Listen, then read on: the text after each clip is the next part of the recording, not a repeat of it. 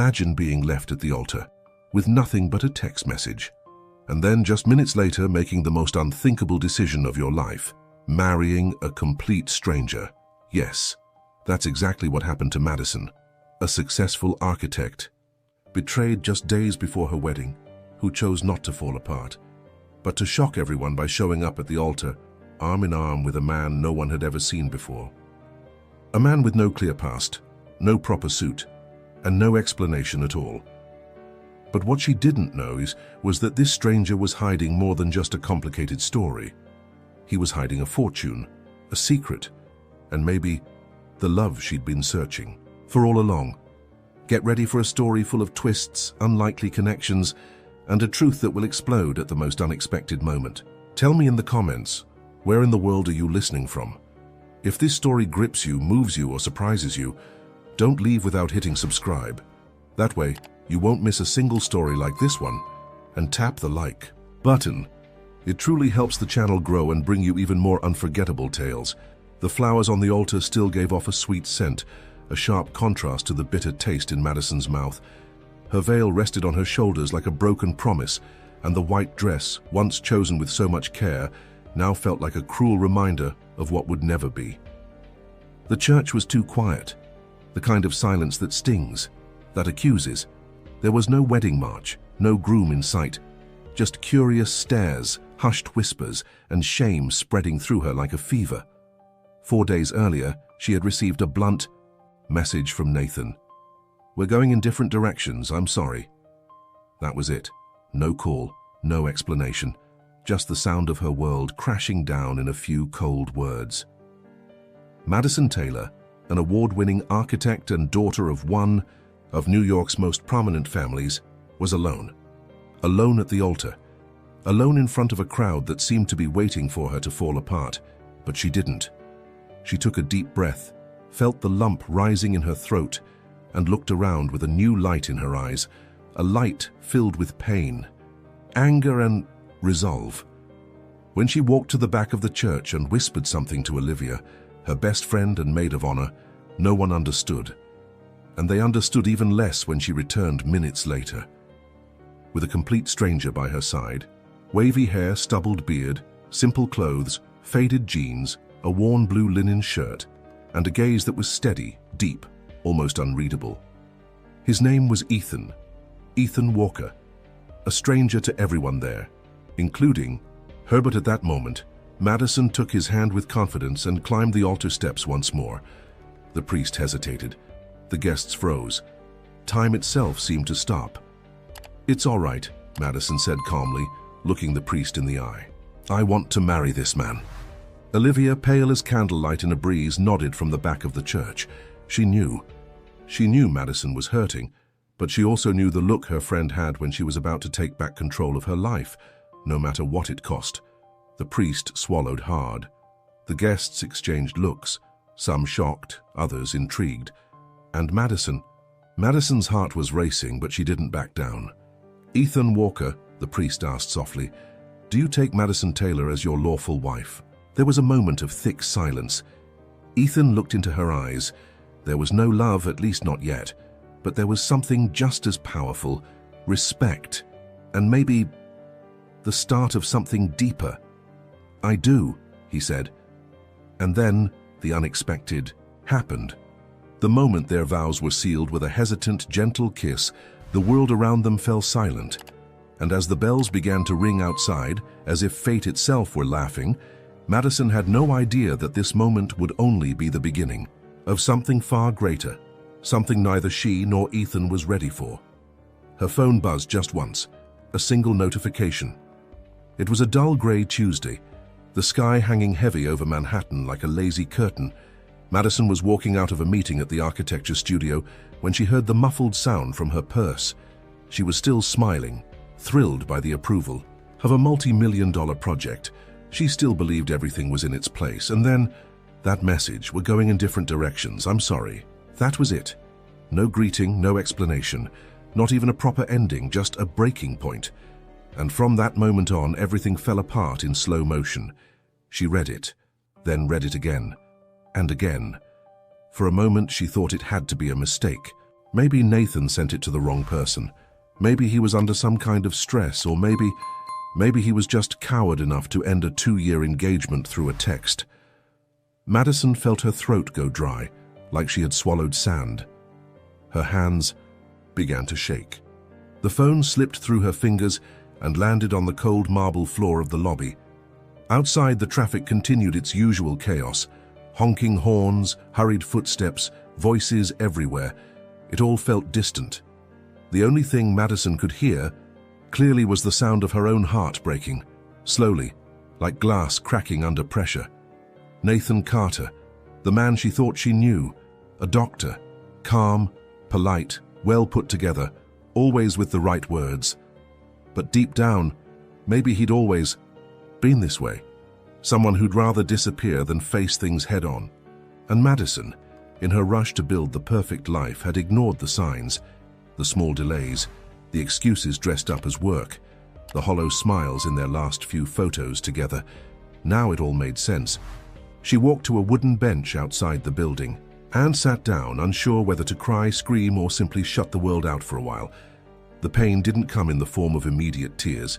It came as numbness, a hollow ache that started in her stomach and pulsed through her chest. Days before the wedding, the invitations had been sent. The vendors paid, the dress was ready, the vows were handwritten, and it all fell apart with a 6-word sentence. That same night, Charlotte Taylor called 16 times. William Taylor showed up at her apartment, determined to fix this like adults, but Madison turned them all away. For the first time in a long time, she didn't want anyone fixing anything for her. There was no quick fix for that kind of pain. All she could do was feel it. She locked herself in for 2 whole days, didn't eat, didn't answer the phone, didn't turn on the lights. The city outside kept moving, but inside her, time had stopped. On the 3rd day, something shifted, not because of a miracle, but because of exhaustion. Madison looked at herself in the bathroom mirror, swollen eyes, messy hair, a soul in pieces, and in the reflection of someone she barely recognized, she made a quiet decision. If the world was going to watch her fall apart, it might as well watch her rise again. With that thought in mind, she put on a coat, grabbed the first scarf she found, and walked down the stairs. No destination. Just a simple need to find a place where she could finally breathe. It was late afternoon when Madison's feet led her to a small cafe, tucked away on a nearly invisible Brooklyn corner. The front was simple: exposed brick, a chalkboard with smudged letters reading "Coffee of the Day, Hope," and a record player softly playing Ella Fitzgerald, as if it were still 1957. There was something timeless about the place, like time didn't pass there the way it did outside. And that's exactly what she needed: a break. From time, from pain, from the world. She walked in quietly, chose the table furthest in the back, and sank into a worn leather armchair. She ordered a chamomile tea, not because she liked it, but because it said "stay calm" without needing words. And she stayed there, just watching the city through the fogged-up window. That's when she saw him. 2 tables away, near the window, sat a man. Simple clothes, an old cap resting beside, his cup unshaven, with a thick notebook open in front of him. He was sketching something, completely focused. So focused he didn't notice the way Madison watched him. Curious, slightly intrigued. She couldn't explain why, but there was something about him, something that held her gaze. He wasn't traditionally handsome, but he carried a quiet dignity, a way of being that made it seem like he had lived through too many stories and had no rush to tell any of them. The waiter passed by and commented casually, "He comes here almost every day. Doesn't say much. But he draws like nobody." "Hells?" Madison nodded, her eyes still fixed on him. Maybe it was exhaustion, or the warmth of the tea, or the way this stranger seemed so detached from the noise of the world. But something nudged her to stand up and walk over. "Excuse me," she said, unsure what she was even planning to say. He looked up slowly. His gaze was steady, direct, but not harsh. Just calm curiosity. "Hi. Sorry to bother you. It's just..." She laughed nervously. "You look so at peace. I'm trying to remember what that feels like. He watched her for a moment that somehow felt longer than it should have. Then he made a simple gesture, pointing to the chair across from him. Sit. Sometimes remembering is easier when you share the silence. She did. And for the first time in days, she felt like she could breathe without drowning. They didn't talk much. A few words about tea, about the streets of New York, about architecture and sketching, without names, without stories. She didn't say she'd been left at the altar. He didn't mention he sometimes slept in shelters, and maybe that's why the conversation felt so easy. When she got up to leave, he simply said, "Come back anytime. I'm always around." She didn't know it yet, but that afternoon was the turning point. Because sometimes life doesn't change with a bang, but with a quiet invitation to share a table. 3 days later, Madison returned to the cafe. This time, not by chance, but because she couldn't get Ethan out of her mind. There was something about him she didn't fully understand, but also didn't want to avoid. Maybe it was the way he never judged her, or the fact that with him she didn't have to pretend to be okay. He listened as if every word mattered, yet never pushed for more than she was ready to give. She arrived early, chose the same table, ordered the same tea. When Ethan walked in as if he were part of the furniture, she was already waiting with a shy smile. "I wasn't sure you'd come back," he said, placing his sketchbook on the table. "I wasn't sure I would either," she replied, honesty in her eyes. They talked for a while, more openly this time. He shared that he still drew out of habit, even if he had nowhere to use the designs. Said he had once worked in engineering but now lived a quieter life. She talked about her design studio, her demanding parents, the image she always had to uphold. And then, without realizing it, they were laughing about a joke involving broken elevators in luxury buildings, and in the middle of one of those laughs, the absurd slipped out. "I need a husband," she blurted out, almost as if tossing the idea into the air. Ethan furrowed his brow, confused. "What?" "Just for a little while, just pretend," she rushed to explain, already embarrassed. "There's a charity gala my family's hosting, and everyone expects me to show up. Married. I can't walk in alone after what happened, especially with the press watching." He stared at her, serious. He didn't seem like someone who played around with emotions, but he also didn't walk away from the conversation. "Why me?" "Because you saw me at my worst, and you didn't walk away. Because with you I feel safe, and honestly, I think you'd handle it better than most people I know." There was silence. She knew she sounded desperate, and she was, but not out of pride and out of survival. Her reputation, her contracts, her family, everything could collapse with one more public scandal. "I don't have much to offer," she said. "I can pay you something symbolic, a place to stay, nothing intimate, just your presence." Ethan rested his elbows on the table, tilted his head slightly, his eyes impossible to read. "A fake marriage," he said slowly, like he was tasting the idea. She nodded, not blinking. "What if it makes things worse?" Madison held his gaze for several long seconds before answering. "I'm already broken. Ethan, I just want someone beside me until the pain stops." He didn't respond right away. Instead, he looked out the window, where the wind was rustling the leaves of a lonely tree on the sidewalk, and in that silence, everything quietly began to change. The courthouse was tucked away on a quiet street in Soho, between an antique shop and a rundown thrift store.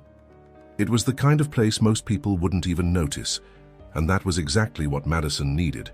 No flowers, no speeches, no carefully dressed groomsmen. Just a signature, just an agreement, just a silent performance to calm the storm brewing outside. They arrived early. Ethan wore the same faded blue shirt, freshly ironed this time. Madison wore a simple cream dress, her hair pulled back in a low bun, light makeup just enough to hide the dark circles that sleepless nights had left behind. Olivia was their only witness, friend, confidant, and quiet co-conspirator. She held the paperwork with cold hands and a heart caught between worry and unconditional support. "You can still walk away," Olivia whispered, looking her friend in the eye while they waited for the judge to sign. "This isn't about giving up," Madison replied. "It's about not letting him take anything else from me." Ethan stood quietly beside them, listening without interrupting. He had that gift of being present without pressing, of giving space without leaving. It was like he took up less room than he physically did. And somehow that comforted her more than she wanted to admit.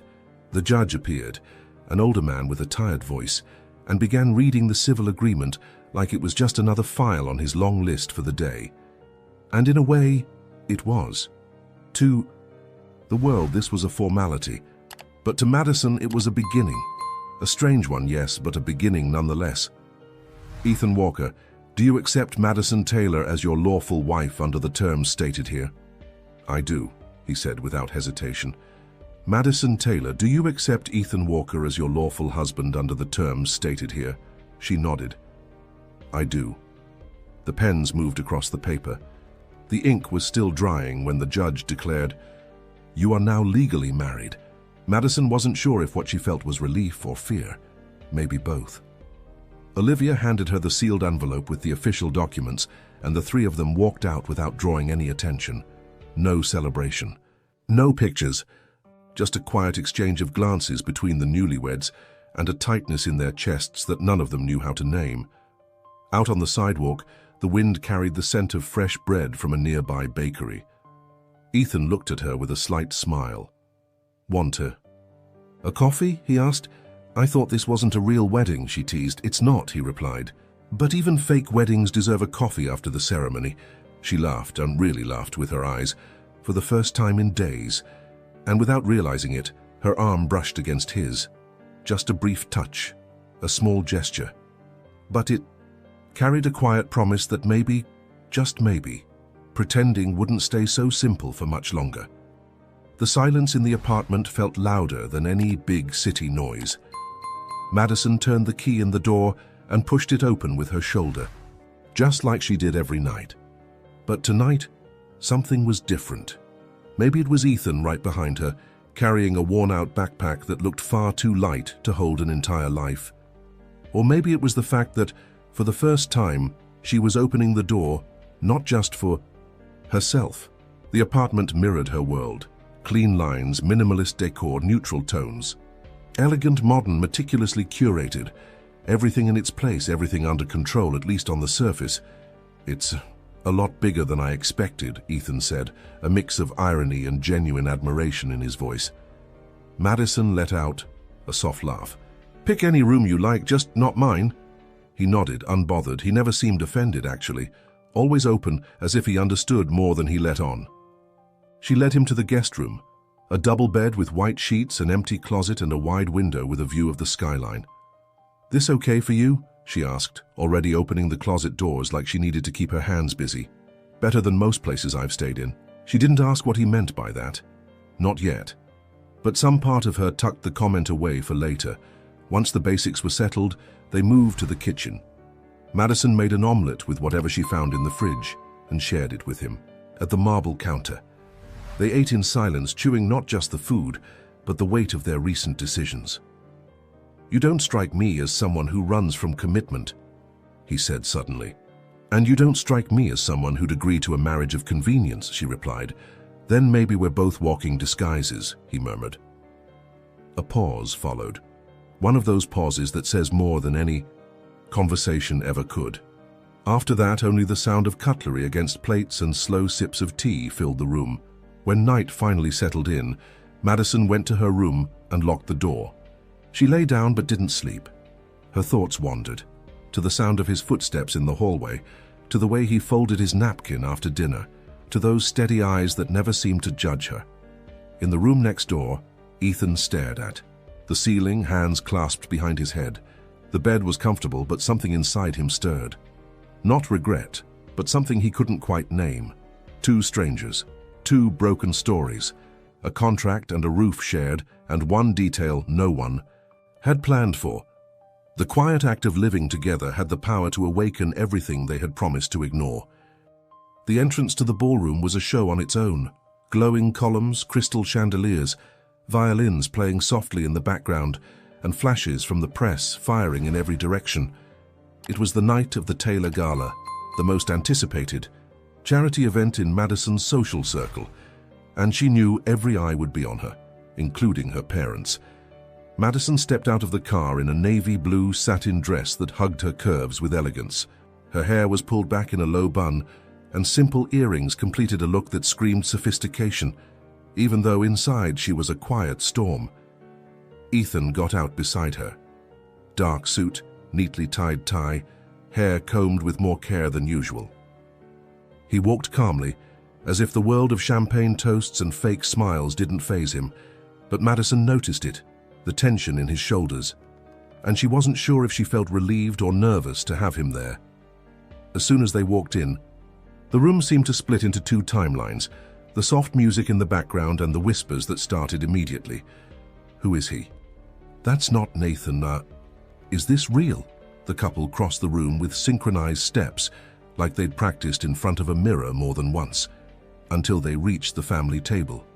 Charlotte Taylor, flawless in an emerald green gown, stared at them as if seeing a mirage. William, Madison's father, took a few extra seconds to lift his eyes from his glass of whiskey. When he did, his eyebrows rose sharply. "Madison," her mother whispered, unable to hide the tension. "This is Ethan," Madison said, steady. "My husband." Silence. Charlotte tried to smile, but the tightness in her jaw betrayed the effort. William cleared his throat, and Olivia, always the voice of reason, gently touched Madison's shoulder in quiet support. "You got married?" "When?" Charlotte asked, her voice straining to remain publicly composed. "This week." "Without telling us?" "We needed something small, intimate." "Real," Madison answered, holding her mother's gaze. Ethan had been silent until that moment, but when the first glass of champagne reached the table, he spoke. "Meeting Madison's family has been a fascinating experience. She's always spoken of all of you with great respect." The words were neutral, but the tone carried just the right mix of elegance and firmness. Charlotte said nothing, but William seemed to take a longer, deeper look at him. As the night unfolded with rehearsed smiles and polite toasts, Madison noticed something. Ethan wasn't invisible.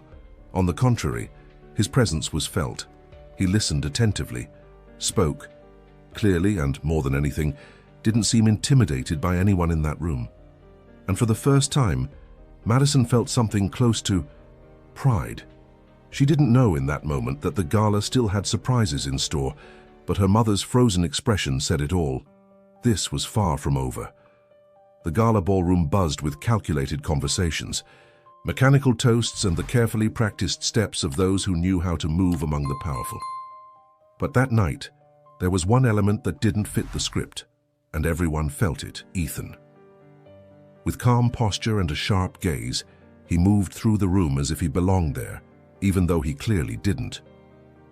While the men discussed stock markets and Aspen vacations, he listened, and when he spoke, it wasn't to impress her, it was to say something meaningful. A thoughtful comment on the night's sustainability initiative, a clever observation about the design of the art installation in the hall. Madison watched from a distance. It was like seeing Ethan under a different light. That evening, he wasn't the mysterious man from the cafe or the quiet tenant in the guest room. He was someone with presence, with command, and more than anything, with something she couldn't quite name, but that made her breathe differently. But the moment was cut short when Nathan appeared. As if fate had waited for the exact second, everything seemed almost balanced, just to twist the knife. He walked in with his usual self-assurance, a woman with large eyes and a polished smile on his arm. When he spotted Madison, Nathan hesitated, just for a second, but enough for her to notice. Then he composed himself and walked over, as if this were just another casual evening.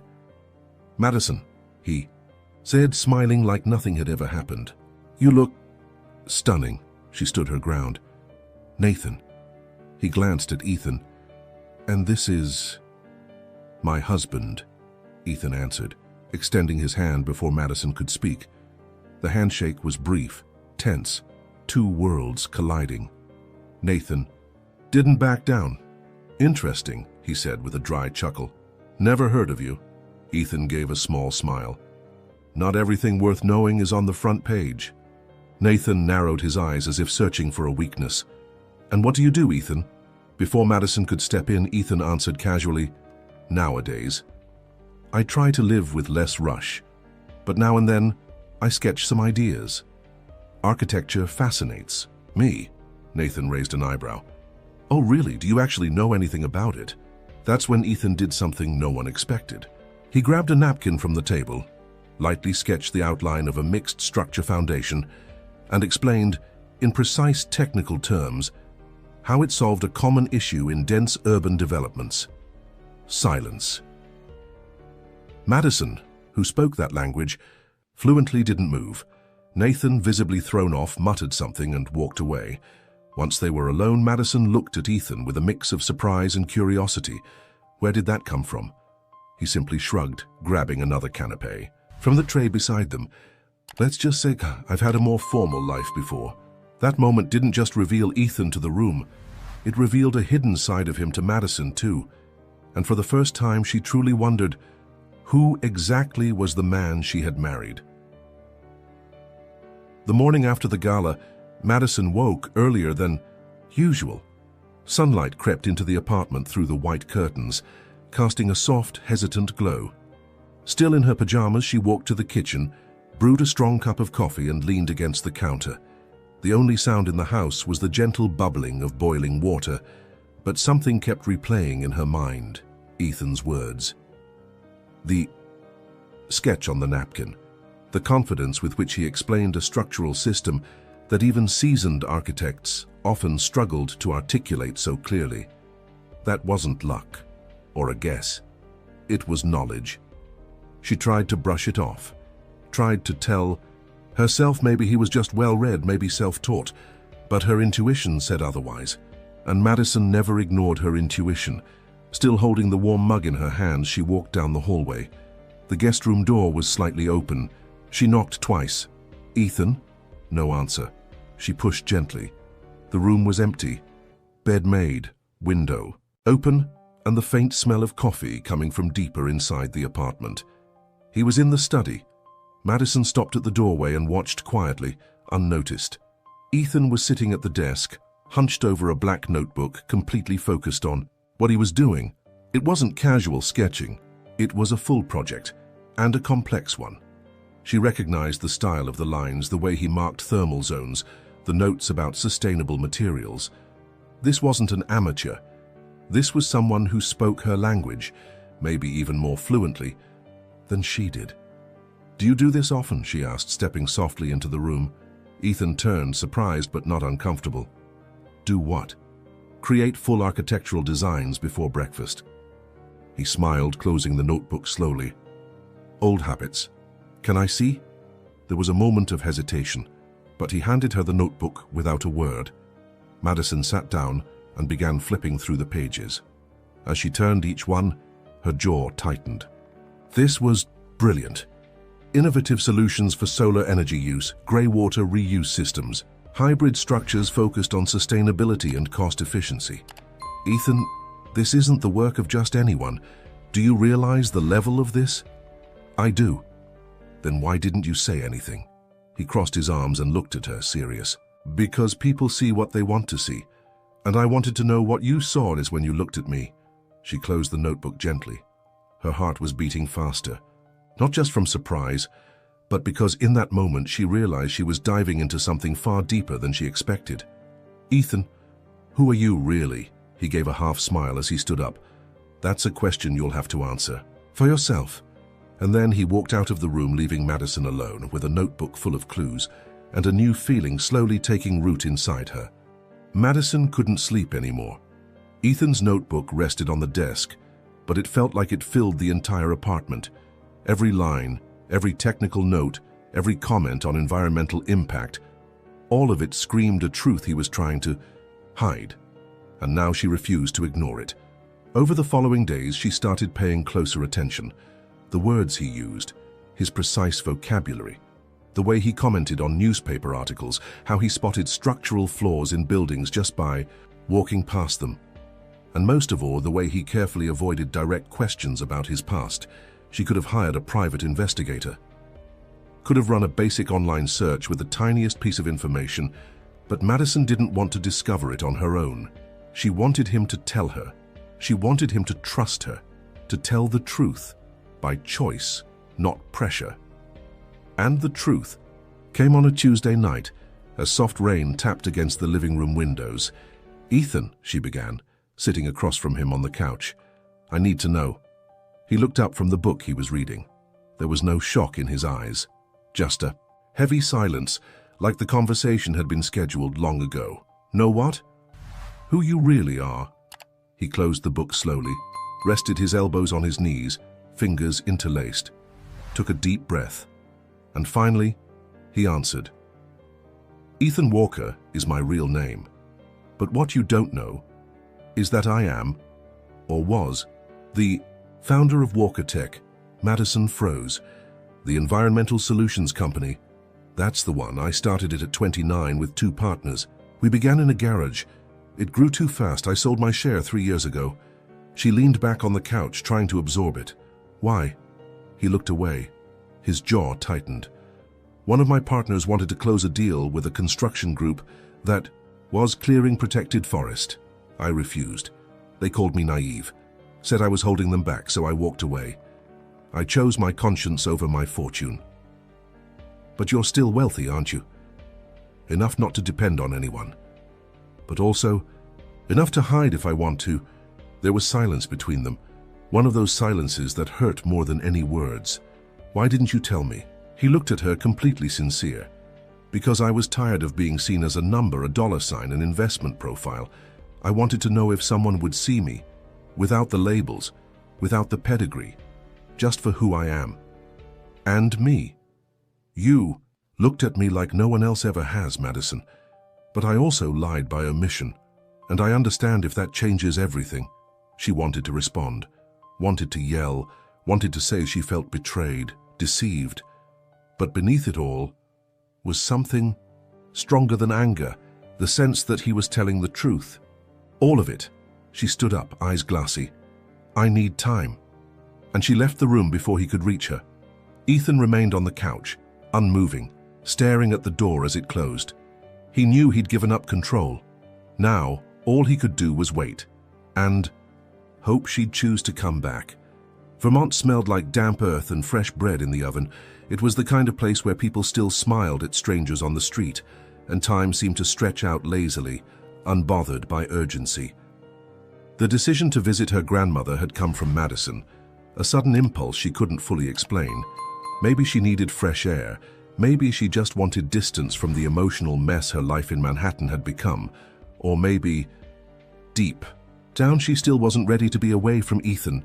"She's particular," Madison warned with a half smile, driving down a narrow road lined with maple trees. "But she'll like you, at least until she finds out we're married." Ethan gave a quiet chuckle. "Perfect. I'll brace myself for the interrogation." Her grandmother's house sat atop a gentle hill, surrounded by a rustic garden and a porch that seemed to wrap around the entire home. As they stepped out of the car, they were met by Mrs. Ruth, white hair pulled into a tight bun, sharp eyes, and a cane that hit the ground with more authority than most words. "So, this is the husband," she blurted, wasting no time as she eyed Ethan from head to toe. "That's him," Madison replied, lips pressed together to keep from laughing. Ethan simply smiled, reaching out a hand. "Pleasure to meet you, Mrs. Ruth. Let's see if it stays that way after dinner," she said, walking ahead without waiting for a reply. That evening, they sat around an old wooden table covered with a linen cloth and simple dishes filled with heart and flavor. Ruth asked pointed questions, and Ethan answered with a calm elegance that gradually melted even the most suspicious glances. Madison watched with quiet amazement. He wasn't putting on a show, he wasn't pretending, he was simply himself, calm, present, kind. And slowly, it became clear that Ruth didn't just tolerate him, she was starting to like him. "You know, young man," Ruth said after dinner, as they sipped tea on the porch, "you've got something most big city men have lost. You listen, and when you speak, you're not trying to prove anything." Ethan just nodded respectfully. Madison, meanwhile, felt something shift inside her. Her heart warmed with the little things, The way he carried the grocery bags without being asked, how he held her coat when the wind picked up, the quiet care he took cleaning the dishes when no one was looking. What had started as forced coexistence was softening into something else, something gentler, more intimate. There were no declarations, no promises, but there was a comfortable silence between them. A kind of quiet understanding that only grows when two souls start to truly meet. That night, in the old wooden house's guest room, Madison caught herself smiling alone. For the first time in a long while, the emptiness felt less deep, and Ethan, lying on the spring mattress in the room next door, was smiling too, without knowing she was doing the same. Night was slowly falling over Vermont, painting the sky in shades of lavender and gold. On the porch of her grandmother's house, the world felt slower, softer.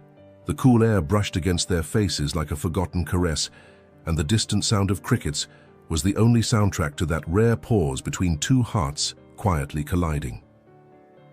Madison sat on the wooden steps with a glass of wine in her hands, wrapped in one of her grandmother's old shawls.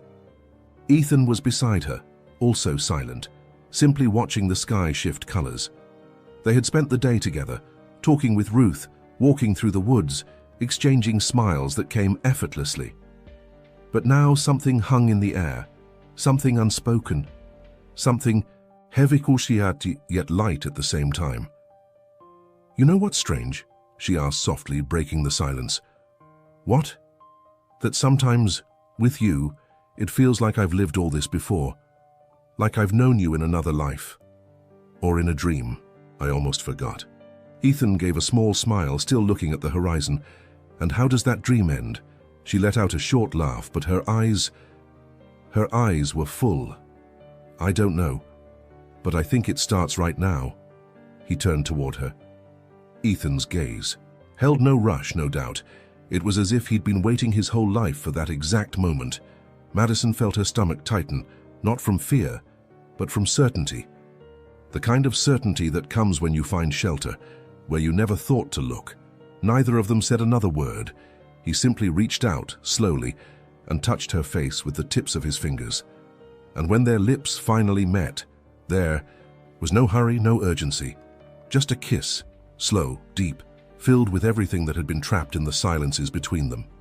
It was a kiss that said, "I see you."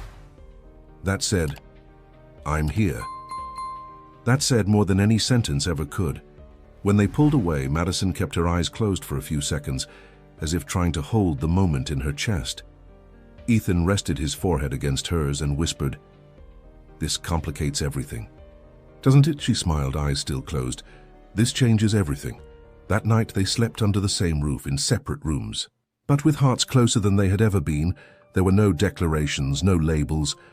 All they needed was that moment, that kiss, and the silent promise it carried. Because what had just begun wasn't part of the contract. It had no paper, no terms, no expiration date. It was real, and maybe for the first time they were both ready to feel it. It was supposed to be just another dinner. One of those family gatherings where business, charities, and international travel were discussed with the same ease as choosing a bottle of wine.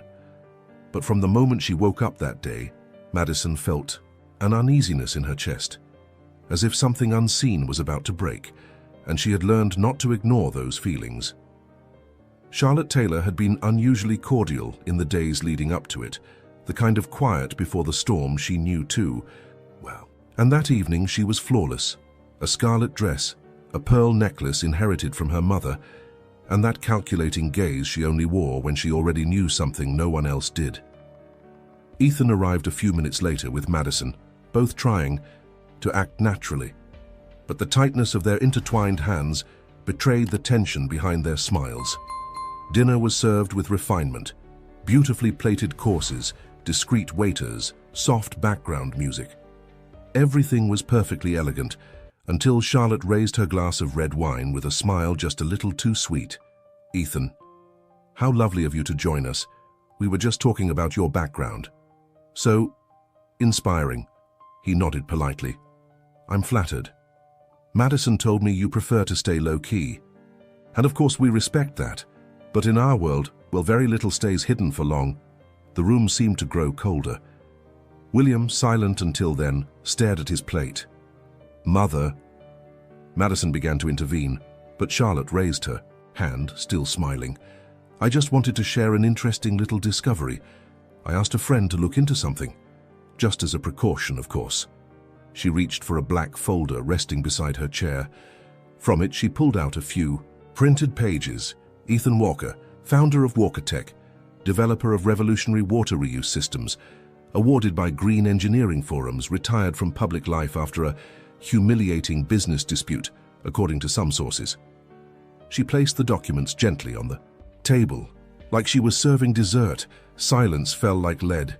Madison looked at Ethan, her heart racing, not because of what was revealed, but because of how it was revealed. He said nothing at first. He just took a slow breath and looked Charlotte in the eye, with a calm that bordered on defiance. "It's true," he said finally. "All of it." Charlotte raised her eyebrows. "And why hide it?" "Because I wanted to see what it was like to be seen without labels, without numbers, without advantages." William finally spoke, his voice low and grave. "What else are you hiding?" Madison stood up, feeling the pressure rise in her chest. "That's enough. This isn't a courtroom." But Charlotte didn't back down. "It's a family dinner, darling, and families don't live on secrets." The knife cutting through the chicken on the plate felt like a sharp metaphor, and that night, the lie unraveled. The truth stepped out of the shadows, and everyone at that table realized that marriage, once just an agreement, was becoming something much more complicated and far more dangerous for those trying to control it.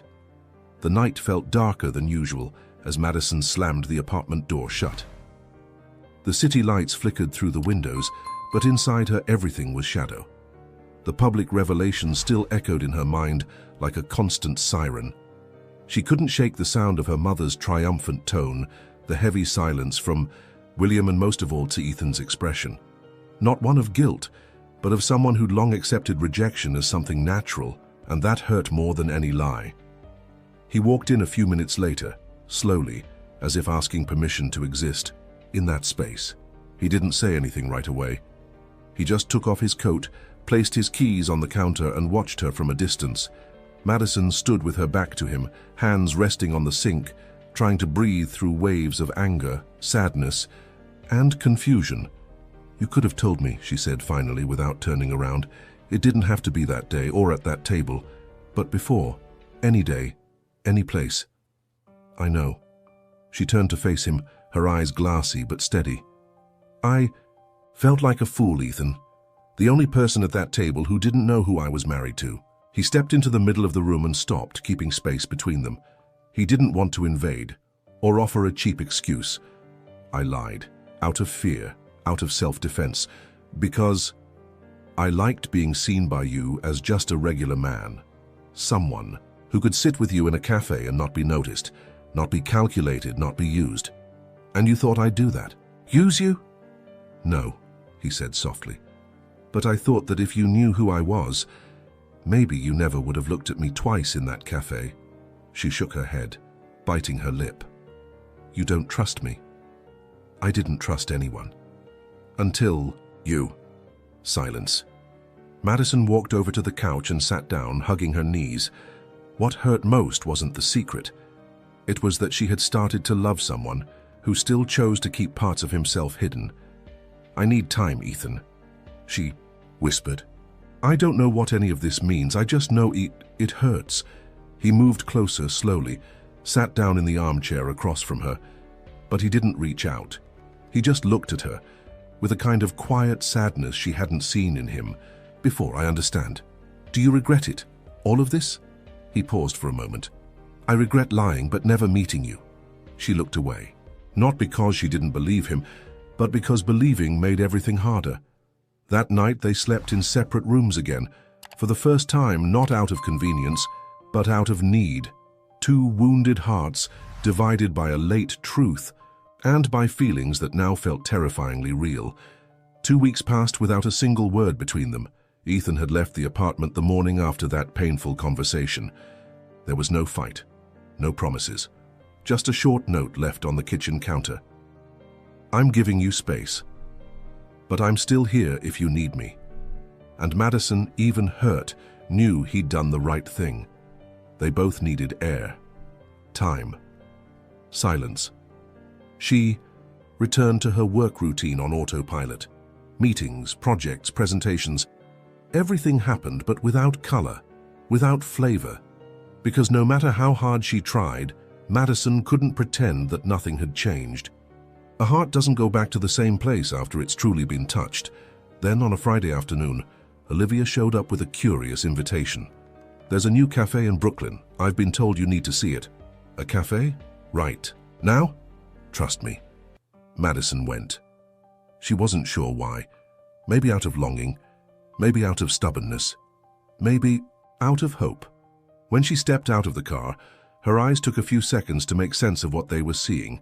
It was the same cafe where everything had started, but now completely transformed. The new sign read, Root Cafe.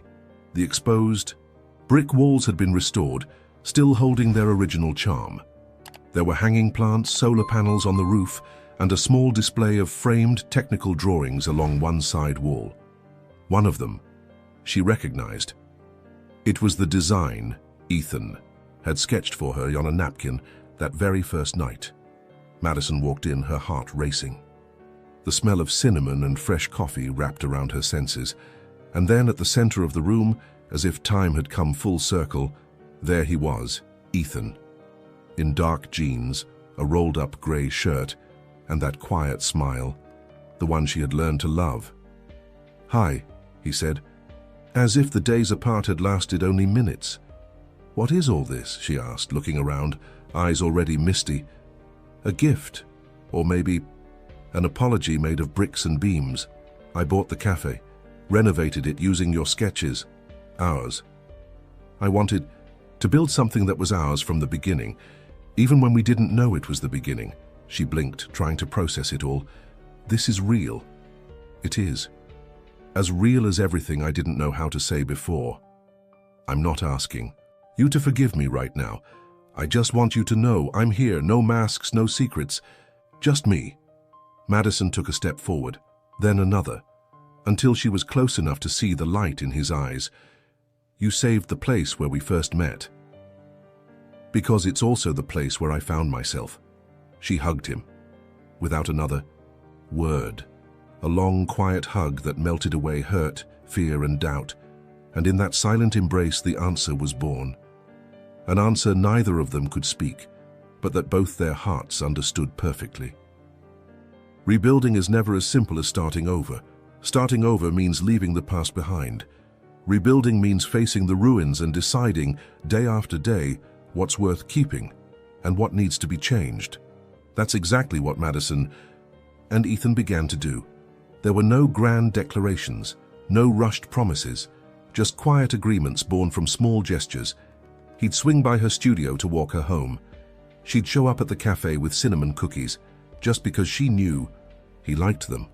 Little by little, the spaces once filled with hurt began to make room for something more solid, more grown-up.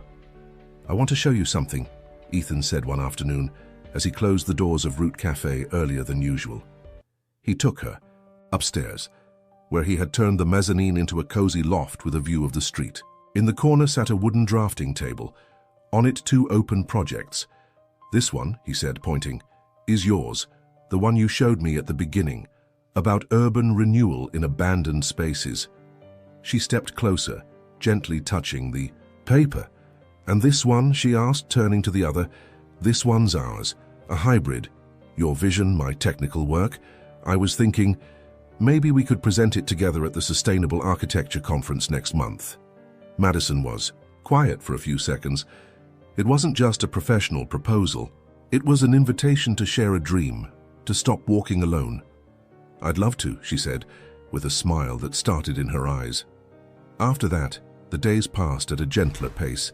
They started sharing more than just tasks and projects. They shared silences, memories, and scars.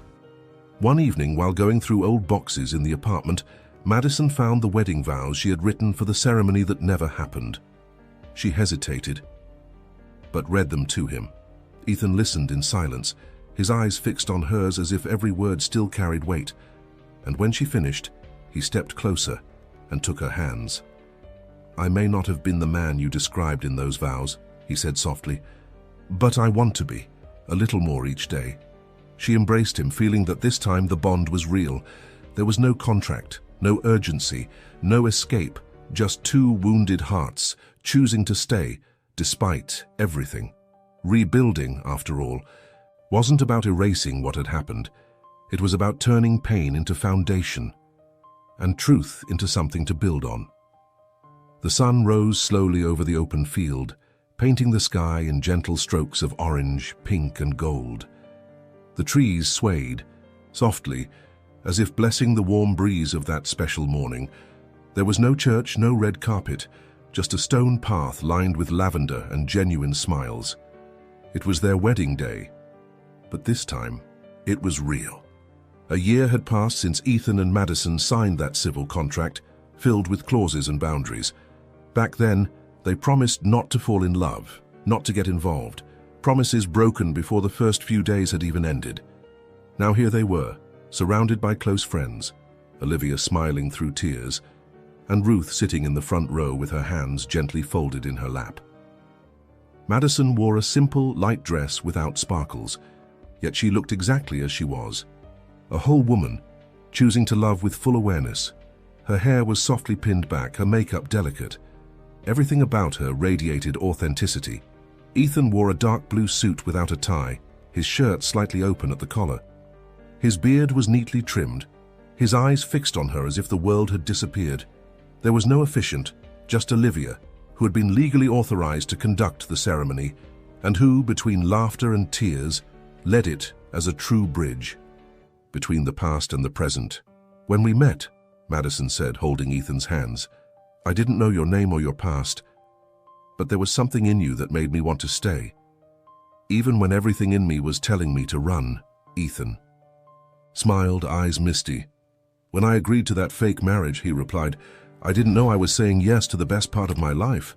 Their vows were spoken with the calm of those who've lived through chaos, with the certainty of those who've survived doubt, with the quiet strength of those who choose, not because they have to, but because they want to. When Olivia pronounced them husband and wife, there were no fireworks, no orchestra, but there was a kiss so full of truth that the silence around them filled with meaning. And really, that's all they had ever needed. The celebration took place in a makeshift garden next to the cafe. Lights strung between the trees, soft music, lovingly prepared food and long embraces. Ruth danced with Ethan. William, discreetly emotional, toasted his daughter. And even Charlotte, with a glass of champagne in hand, showed something close to a genuine smile.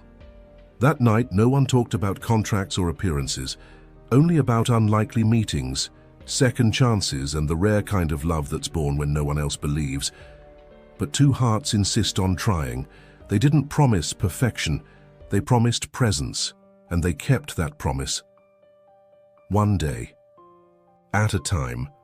A few months after the wedding, Madison woke up each day with a new kind of purpose. It wasn't just about love. It was about the project taking shape beneath her fingers and coming to life in the real world.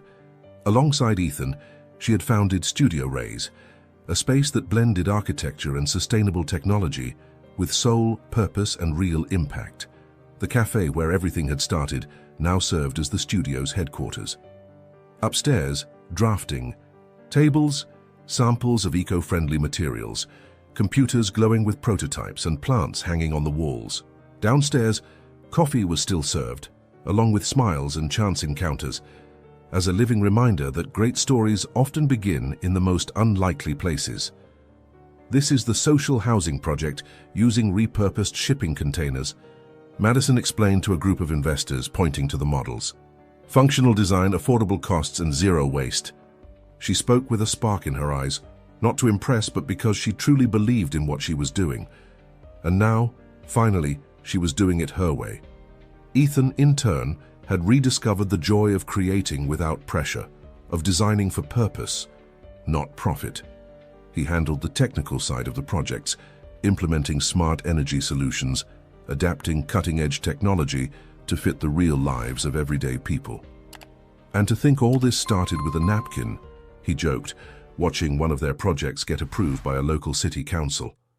Together, they traveled to conferences, gave talks, and won awards. But what made them proudest was the direct impact. Families living in homes they had designed. Schools renovated with recycled materials. Entire neighborhoods coming back to life. More than that, Madison had discovered a new version of herself. Lighter, stronger, whole. She was no longer Charlotte Taylor's daughter. No longer just an elite New York architect. She was a woman who had rebuilt her own story, and now helped others do the same, brick by brick. Her partnership with Ethan had grown too. Through projects and sleepless nights, they had learned how to disagree without drifting apart, to compromise without losing themselves, and most of all, to celebrate every win together, even the small ones. In the living room of the apartment they now called home, a wall was filled with frames that told their story, a photo from the fake wedding, the original napkin sketch, in a shadow box, the key to Route Cafe, and an aerial image of the first housing project they had built. "It's not just about architecture or business," Madison said one night, lying on the couch with her head in Ethan's lap.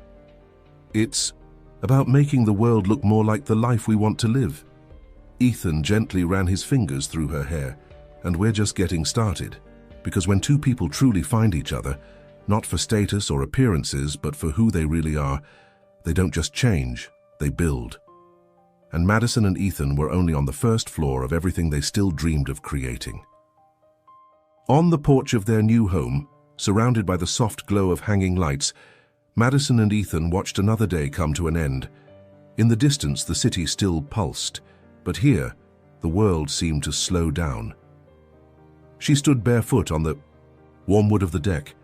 He held a cup of tea in his hands, savoring time itself. There was no more rushing, no fear, no masks. Their love wasn't made of fireworks or grand declarations. It was built on consistency, on care, on real presence. It was the note left on the counter, the coffee at just the right temperature, the hand reaching out in silence, the gaze that said, "I understand," before the pain was ever spoken.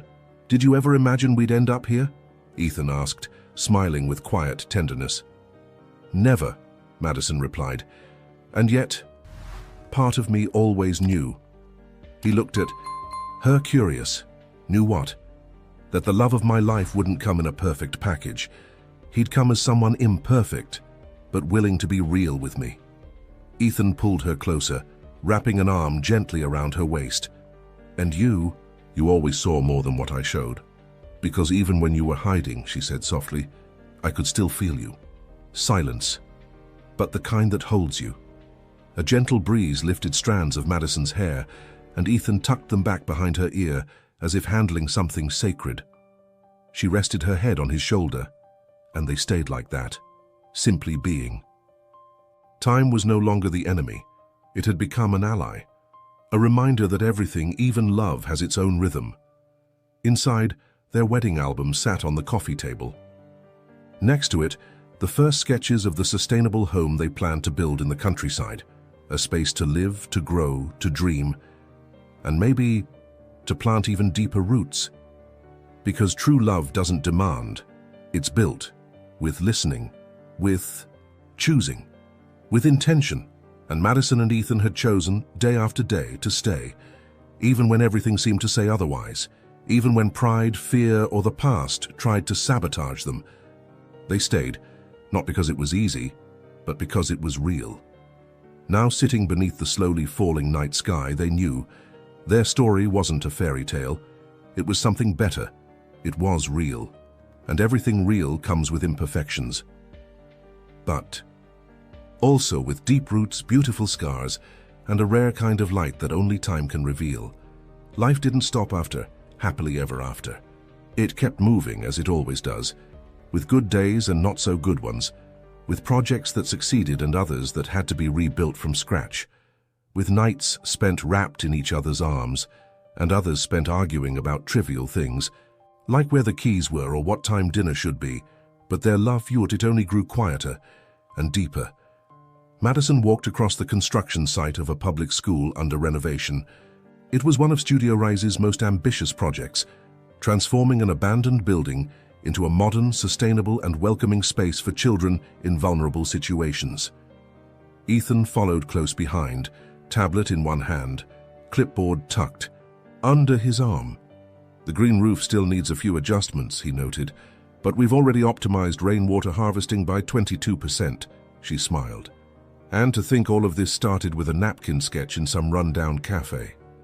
With you in a wrinkled dress and eyes that wanted to escape the world, he added, winking. They laughed together. That was their essence. Two survivors of their own pain, two builders of something larger than themselves. Not just homes or structures, but future, possibility, legacy. At the end of the day, as they watched the sun set from a bench in a still unfinished park, Ethan gently took Madison's hand and held it in silence. Neither of them spoke about children or grand plans. They just stayed there, in the now. Because they had learned that the future isn't built only on goals. It's built on moments like, "This, you know what I realized?" she asked, her face turned toward the orange sky. "What?" "That I wouldn't change anything, not the pain, not the silences, not the doubts." He turned to her with tenderness. "Not even the fake marriage contract." "Especially that," she replied. "Because it was the strangest road to the truest place."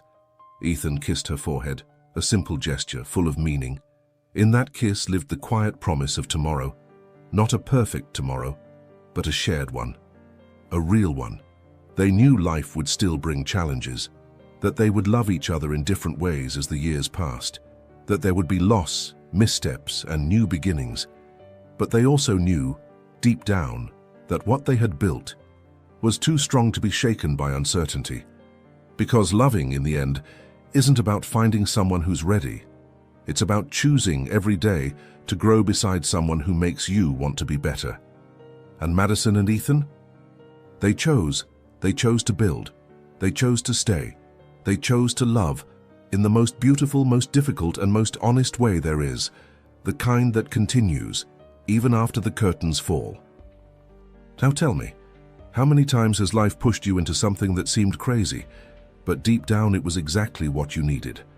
How many times have you judged someone by their appearance, only to discover the real value hidden beneath? Madison. And Ethan's story is about just that. About not closing your eyes to the unexpected. About listening to your heart, even when logic is screaming. And most of all, about giving a second chance, not to someone else, but to yourself. Because sometimes, the love of your life doesn't show up with flowers and a perfect smile. He shows up as a stranger, with a worn-out backpack and a gaze that sees right through you. And what about you? Have you ever experienced an unlikely love? Have you ever had to rebuild trust with someone else or with yourself? Have you ever been surprised by a feeling when you least expected it? Share in the comments where you're listening from. If this story touched you, hit subscribe, turn on the bell, and send it to someone you care about. Oh, and don't forget to like the video. It really helps the channel grow and bring more stories like this one.